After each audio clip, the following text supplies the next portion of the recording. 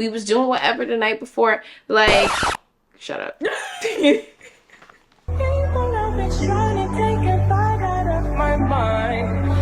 you need a fight, maybe we could start. What's up, everyone? It's your girl JanelNicole. Welcome back to my channel. If you're new here, welcome. I'm so glad you all are here. As you can tell by the title, we have such a special video for you all today. We are talking Trinidad Carnival with Yuma band, full review, full breakdown, and giving you all the tea. The tea that y'all were in my Trinidad Carnival vlog bullying me about. Y'all didn't bully me, but y'all bullied me just a little bit. And that's okay, because I got y'all. I told y'all I was going to get y'all. So as you can see, I am here with my cousin Darian. Hi. My PIC. We were on the road together. Yeah. And we had a blast. We did. We had a ball. We have notes. We're gonna give you all the tea that y'all been asking for. But before we get into the video, make sure you guys like, comment, and subscribe. Turn that notification bell on. And with that being said, let's get right into the video. We're going to talk about getting into the band, if it was difficult, how hard it was. I really wasn't in full communication with the Yuma band, the Yuma team, but Darian was. So Darian, what was the whole experience? I think you did pre-register, correct? Yeah. I paid $100 to pre-register, but I don't think that got me like first in line or priority with choosing my costume. They only put that $100 US against my balance for the costume. I don't know that I would pre-register with a band again. I mean, it doesn't hurt as long as you know that you're gonna play with that band. And your friends don't text you after launch saying, oh, we're gonna go with this band, and you already put $100 to pre-register. And you can't get that money back. It's non-refundable. Y'all got your ish together. Yeah. And you know who you playing Tell with. the group chat. Do you know you have 30 minutes? 30! That's what registering gives. And you actually really might have 30 minutes the way the band sold out this year. But I digress. We did register with Holly. Shout out the Holly team in the DMV. Basically, we got like an extra wristband by the time we picked up our costume once we were in Trinidad. Champagne. They had their own little, I call it the mini truck, but really it's like a cart. I had a bird's eye view of the road. Like, it was nice playing with Holly within Yuma. Shout out Holly. So next we're going to talk about communication with the band. Yeah. I feel like communication with Yuma was really good. I didn't go 2 days without hearing from someone. They definitely had like a 48-hour max response period. We could pick up WhatsApp at any point in time and someone would answer the phone during their business hours. They were extremely responsive, extremely timely. I appreciated that they answered DMs, emails, text messages, and phone calls. Like, there were multiple channels to access the band, especially as really a foreigner living in America and you're trying to tie up all these loose ends, communicate things between the band, your family, like, and then your family there. I always felt like I knew exactly what was going on pre-carnival experience. And honestly, like, from the point you put in your deposit, you are that's what the beginning of your carnival experience. So I appreciated their responsiveness. Their communication to me was top tier, which you don't always get. Let's get into calls. What is the people? Let me pull the receipt. Carnival is a commitment. Like Trinidad Carnival specifically, yes. Like, I wouldn't pay nearly as much for Caribana or Miami Carnival. Because it just simply, they do not require as much as Trinidad Carnival does from your wallet. You're going there for the experience and to get whatever it is you need out of Carnival, whether that's to release some stress or to drink your life away or to spend time with family, or to just live out your best Soca baby life. You really do get so much out of the island when you go. It's like a holiday, but you're gonna pay lots of money for the holiday. So the costume, my costume was about $1,200. We did midline with Wonderland. My costume was without. Darian got a backpack. I did not get a backpack. Backpack is basically what you see, the feathers and everything. That's a backpack. Mine was around 800 something. You're gonna be paying somewhere around 800 to up to $1,500. Damn. Not including stockings if you wear tights or fishnets. That's not including the shoes that you're probably gonna buy to match the costume. Makeup. It's Hair. not including the fanny pack that you're gonna bring on the road. You might get a fanny pack in your goodie bag with the band, but maybe you want one to match your costume. We ain't really get something like that. We'll talk about the goodie bag. we got beef with the goodie bag because I didn't even get the frontline backpack. I got the midline backpack. So there's like frontline, midline, backline, or now they're calling frontline hardline, I believe. Yeah. They're trying to remove front, middle, back so that everything feels inclusive. But it that cost ain't inclusive. You'll see a difference in size and cost on the feathers when they go up a tier, and you'll see a difference in cost and skimpiness when you go up in costume. Normally the frontline or hardline costumes you have less. It's a little more intricate, but you definitely have less on, whereas like as you get to the line, midline and backline, the costumes have more material, like you are a bit more covered, and they're slightly less expensive, maybe by $50 to $100, not by that much. And honestly, we choose just based on which one we like the most. Like, we really don't care about which part of the section we're in. It's just which costume do we feel like will feel most confident in, feel sexy in. My mom played and our aunts played. Oh yeah. And they came as is, okay? One thing that I appreciated was they did have like last minute options. So for the family members that, oh, I'm not playing mass, that are indecisive, and you knew you were playing mass. All of us are going on the road, and you're gonna stay in the hotel or be in the stands for 4 hours, 5, 6. No, Yuma they had extra. You could also volunteer. So even if they didn't have a costume available, some of our family members had the option to volunteer, and you get all the other things sans costume if you volunteer. Get a t-shirt. I think they give the goodie bag too, if I'm not mistaken. It was like $500, $600. It was still a lot of money from what I remember. Not every band does that. Like, if we're sold out, we're sold out. Or if these are the sections we present to you, these are the sections that are available. They don't care if it's your mama. Yeah. They sold out. They sold out, sweetheart. We Sorry. got no more. We're fresh out. Yep. So next we're going to talk about costume pickup.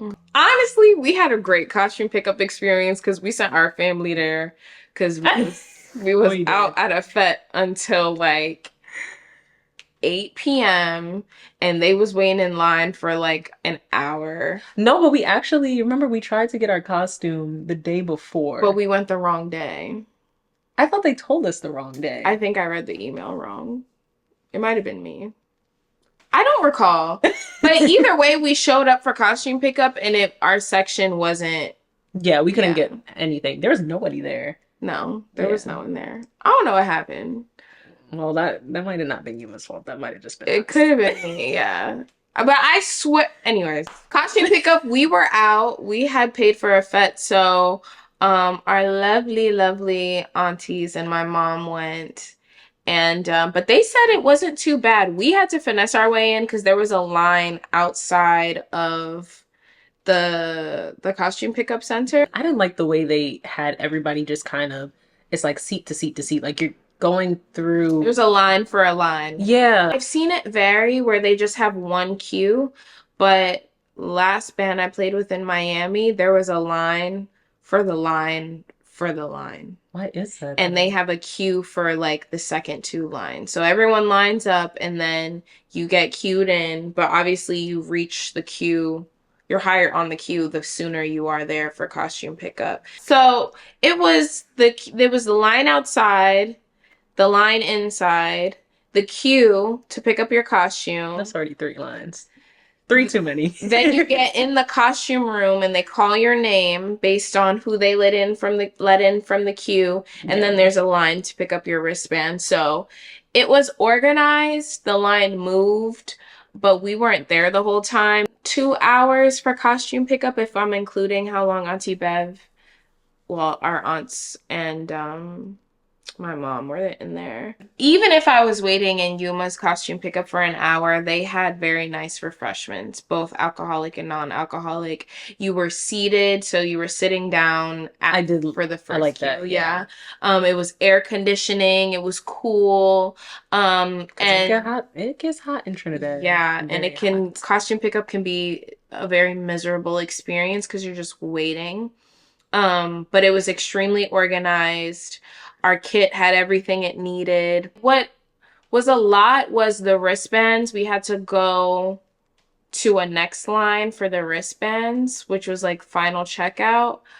I don't like when wristbands are separate. I feel like wristbands should be distributed in the box with the costume, but I understand separating it to make sure everyone is leaving with everything they need. Costume pickup, it wasn't too bad. It was good. It was organized. I've seen and been through worse. It really just, them drinks were bussin'. For that being my first time, I feel like they could have maybe shortened the lines. That's all. I think bands need to offer more distribution options. Yeah. They did have concierge where you could pay a little extra to have someone drop off your costume to you. I don't like that because I like to be present where everything is.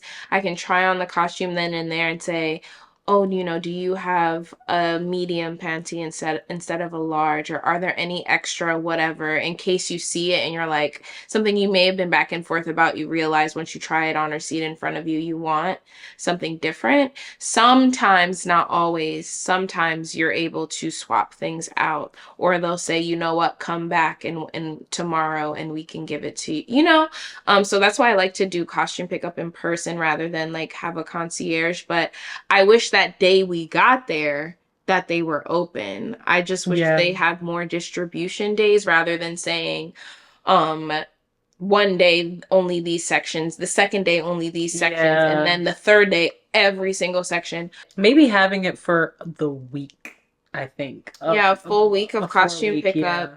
And I feel like, you can get enough volunteers to have people set their side of time in that way, or maybe not. I haven't been behind the scenes of distribution, but I know it's a lot and it can be stressful. So, but positive experience with Yuma, positive. And I really appreciated that costume pickup wasn't stressful, because that will ruin your I feel like that would ruin your experience with the band. It'll piss you off real bad. And it can get chaotic. People get antsy. They start cussing. Like, we had everything that we paid for. We had our wristbands. They gave us the wristbands for Holly. Like, the scanners worked. The Wi-Fi was strong. Like, costume pickup was actually really good for that band of that size. Good job. We did get a goodie bag, as we mentioned earlier. If, again, you did watch my Trinidad Carnival 2024 video, if you haven't seen that, that'll tell you a lot. But we're telling you more. We're breaking it down for you. But I did a just reveal and kind of like a haul and showing you all everything that we got from Yuma. I feel like they went to like CVS last minute and like just grab little things. Like, we had tampons, which I appreciate.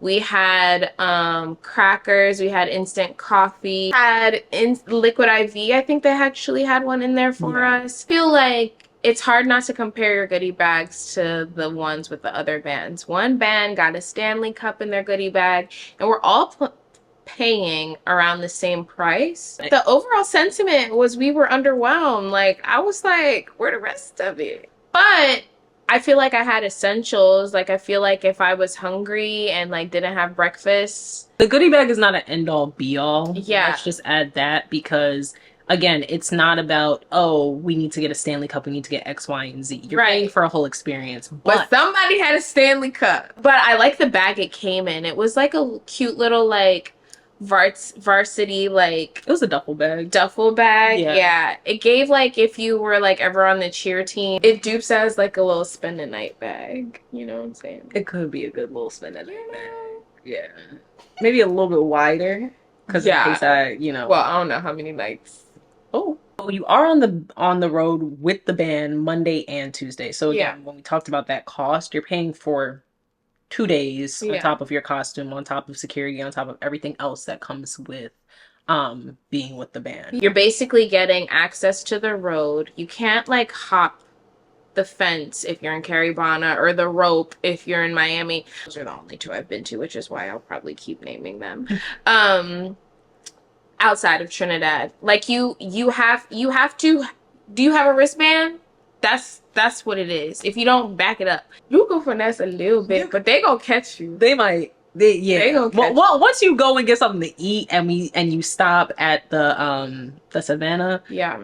they gonna be like, yeah, no, where's your wristband? Yeah, where's it at? Security's there, like they're making sure that the masqueraders are having a good time, no one's fighting, no one's being disrespectful, and also people who are supposed to be in the band are in the band. Anyone else needs to come out. So you have access to the amenities in the band, unlimited alcohol, other food and drink. You'll never be hungry on the road. If your band loves you, you'll never be hungry. I never felt hungry with Yuma. Some bands have like a foam truck. I heard one band had a hookah section. So they had a hookah truck.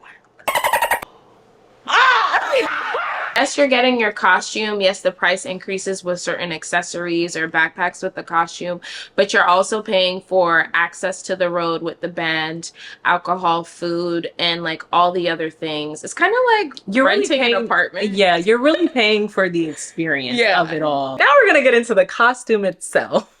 So on initial just looks of it, Darian was the one who picked out the costume. Again, this was my first time doing any type of carnival, participating in anything carnival wise. She is the carnival connoisseur. Oh, thank you so much. Well, no, I didn't select the costumes for my mom and our aunts. Yeah, that was just the only thing available by the time they decided. Yes. To okay. We had no Mondaywear. That might be my only gripe. We were so unprepared for Monday Mass. Like. Yes. I wish bands would provide designers for Mondaywear. Let us know exactly, you know, who designs Mondaywear or who's putting out Mondaywear. I think that would be something that I would want to see going into 2025. If it's my first time playing and I don't know where to look, I would want to see that. As a first-time masquerader, like navigating what to wear and when to wear it can be difficult if you haven't played Mass in Trinidad before or Mass in general. So the Mondaywear designers, like some of the designers of the sections do offer Mondaywear, but not all. So you really have to do a lot of like Instagram digging. Whole lot of digging. To see, like searching up hashtag Mondaywear, making sure that that's Mondaywear for the year that you're gonna play Mass in, like knowing how you're gonna pick up Mondaywear from the designer. Are you gonna get it shipped to the US? Some of them do pick up in New York because there's a huge Caribbean community in New York. And you can wear Mondaywear. It's not to say you can't wear it from previous years, but you can wear whatever. Literally, you can wear. I had on a bikini top, shorts, like some like cotton shorts, and the boots I was gonna wear with my costume for Tuesday Mass. I put on whatever. I'll do the best I can, but when I got it works. Like no one gives a damn. It's Monday Mass. Next year, we are absolutely going to buy something from a designer. But overall, I think our costume, I don't think it was bad. Compared to what I saw on the road, I liked our costume. I love the colors. Colors were absolutely gorgeous. I loved your backpack. It was very pretty. Stunning. R.I.P. to her. She was stunning. We were heading to the hotel that our mom and our aunts were staying at. Our costume kind of, the jewels, if you've seen it, they kind of started coming off and falling apart. The costume was really well made. It had a lot of components now looking back. Number one thing, we didn't know how to put it on. Yeah, I think that a lot of things could have been avoided with the frustration of our costume if we had a video of putting it on. Even the most knowledgeable masquerader like would need a tutorial to put on the costume the way the designer intended. Not all costumes tie the same way. Especially when there's so many different components. I loved our costume. I think it was beautiful, but there were so many components that the neck piece didn't make it out the hotel room. It stayed right there. I wore mine. Janelle, yeah, you put everything on. I was like, damn. I was like, I'm trash. I had help from our cousin Daniel. I tried, but yeah, after a while, that neck piece, because that's another thing. Again, you're wearing this stuff on the road. You're sitting there and you're going to be hot. You got to think about, you know, your costume and how comfortable you're gonna feel it. How sensitive your skin is. Like, zoom in on those costumes and tell yourself, is this gonna irritate my skin? Is this too much fabric? Am I gonna get hot? Am I gonna get miserable? Because if you are, it's not going to, how you start and how you finish will look completely different. I had no leg pieces. Backpack was left in the savannah. Neck piece never made it out the hotel room. You really need to be paying attention at all different parts of the costume to make sure that you'll be comfortable with it on the road. But you're gonna want it for when you cross the stage. Pay for what you know you'll keep on your body. Which ain't gonna be enough. Darian. I was definitely struggling. I was trying so hard to like start chipping and it just... Okay, Monday Mass, no notes. I loved Monday Mass. It was fun. The music varied. Yeah. Yuma selected great DJs. Saw Rotimi? Yes, from Rotimi. Power. Yeah, so I don't know how I saw him. He was on the truck, and Wait, I was like, I said, Derek, isn't that a I girl was Power? like, And in the Savannah, there was Steel Pan. yeah, Nice. It was Monday and Tuesday. for real? Mm-hmm. Oh, I was passed out on the grass. I wasn't passed out. I took a nap. We was doing whatever the night before. Like, shut up. That's another thing. They did have like a little area where you could basically. But they needed take a more nap. tents. They needed more ice stations. Like, I definitely felt like SpongeBob when he was like, water would be nice. That was me in the Savannah, day 2. I know it sounds crazy. You're paying basically $1,000 for an experience and for this costume that you're only going to wear once. But again, it's that key word, the experience of it all. You need to be hydrating. You need to know when to say no to alcohol. Please know when to say no. Yeah, please. Like passing out at carnival's not a fun experience. Drink trucks were great. And I felt like my cup was always full. I wasn't fighting for my life trying to get my drink replenished. I felt like I was. So when you're on the road, you're constantly moving. You're constantly going. I just felt like I was chasing down the trucks trying to get somebody to fill up my cup. At least that's how I felt. Yeah. I hate to play comparison. But hearing that other bands had just basically stations where it's like you can fill it up yourself. Yeah, that would have been cool. That I think would have been perfect. The next band has like the self-serve like dispensers. Yeah. And they just fill it up because all I need is a Red Bull station, maybe like water, and then maybe a drink an of energy drink station or a sorrow. Well, I don't know. That's asking for a lot. Honestly, they didn't run out of like pineapple juice or cranberry juice. Like you'll see that happen a lot on the road. Or God forbid they run out of water. From what I've experienced with drink trucks. Mm-hmm. That was pretty good. Okay. Forgot to mention you do have food options. They have meat, fish, and I think a vegetarian option. Yeah. I chose meat, which was like a chicken. Yeah, but I think we got chicken. Yeah. Or no, did we choose fish? I think we probably alternated. Yeah. Okay. But I was never hungry. Like the food was good. We didn't get like gourmet meals, but I don't Yeah. expect that. Especially with that many people. But the food was good. It was good. Like if I'm drunk off my backside and I need sustenance, the rice and chicken did exactly what it needed to do both days. The lines weren't long for the food. Except for on Tuesday. On Tuesday, the lines were mad long. Yeah, very, very long. And I was a little confused with that because I'm like, isn't it just... I didn't know. I was trying to figure out see if it was already plated and they were just passing it out, or if they had to put the food in. And I think it would have made sense if it was already plated. Yeah, but they were plating in real time. They didn't have enough people for the amount of people that were in line to get food to like plate in real time. Like, yeah. And again, you do have to have a wristband. So even if you gotta finesse, stay away on the road. Once you get to the Savannah, there's no finessing. There's no finessing. They're going to be looking for that wristband because, again, people paid for this food. But there's lots of vendors on the road, so you'll never be hungry. Emergency crew was definitely attentive.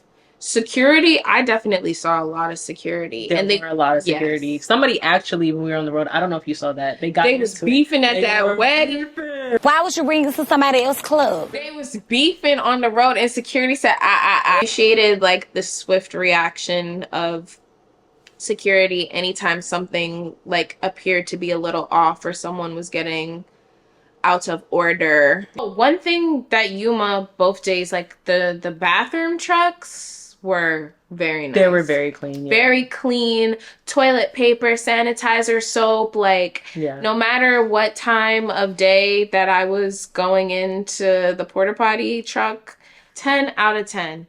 The lines weren't long. People were in and out too. I think it's because like everything was available to us on the truck. Like you didn't have to fiddle around trying to figure out how you gonna wipe your tail because there's no toilet paper because no one replaced it. We've been to Trinidad Carnival as kids, and going as an adult, it's totally different. We weren't really sure what to expect. We still had our family helping us navigate everything, but we still weren't really sure. It's different. The experience definitely varies. Like, Caribana is nothing like Trinidad Carnival.